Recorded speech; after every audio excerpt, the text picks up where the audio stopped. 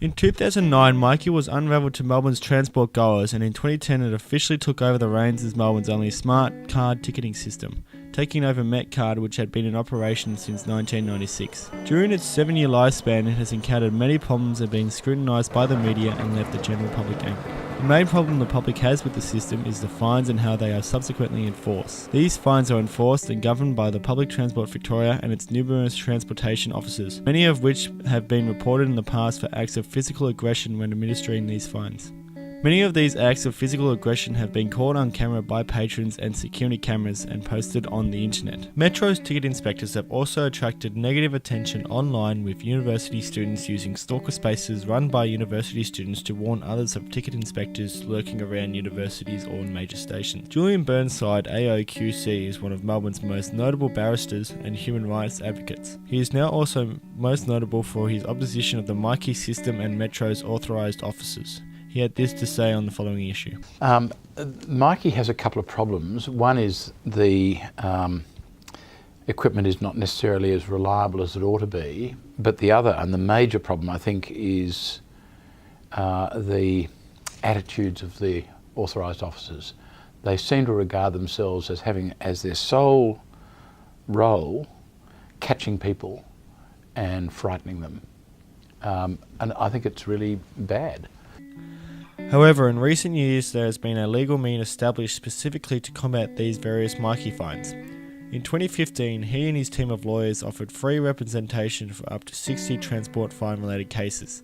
They led last year's charge to eliminate the $75 on-the-spot fine option from occurring. Mr. Burnside complained that it was introduced as a trial, yet it is still being utilised as a payment option. His team of lawyers, known as the Myki Flying Squad, are a group of law students who, under the close watch of Mr. Burnside, provide legal advice for patrons who are currently dealing with a situation in which they have received a fine. Stuart Popash, a Monash law student in his 6th year, is part of Mr. Burnside's Flying Squad and provides advice for commuters who are contesting fines at court. What I tend to do, or what I do, is I give the people the information about the law, sort of like what the Myki Fine website does, except in person. And it really falls to them to come to their own conclusion, and then when they're in court, actually speak to the magistrate or the judicial registrar by themselves. I sort of just hang around in the background.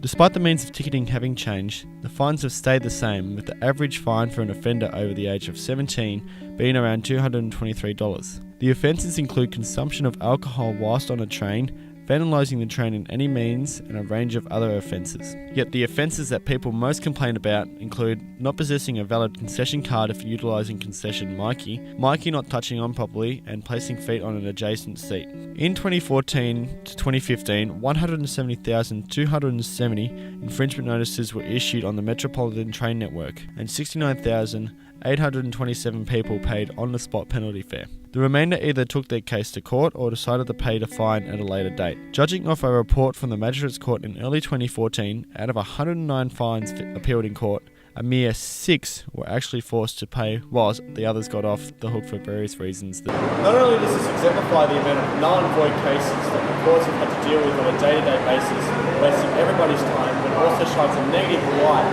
on Metro's operations, and it's clear to see the number of failed fines and not even they truly understand the reasoning behind the majority of the fines. $223 for a fine may only be a minor financial annoyance for someone who is fully employed and earns a stable weekly wage. However, for a student, such a fine may be extremely difficult to pay. Swinburne University student Don Shiel is one student affected by a fine when travelling on public transport. Yeah, I mean, I study full time and work 4 nights a week, so like any of my money is like really important to me, just to be able to like save. I don't exactly have $150 lying around for fines every week, so it was a huge financial impact. It is unclear whether these fines, the pricing, or the means of enforcing them will change. Perhaps if the authorised officer's demeanour changes, the Myki mode of transport ticketing may finally be accepted by commuters. The idea of free public transport for students has also been a topic of discussion recently in the media. In regard to the Myki system, Julian, Stuart and Don gave us their answers to the question of free public transport.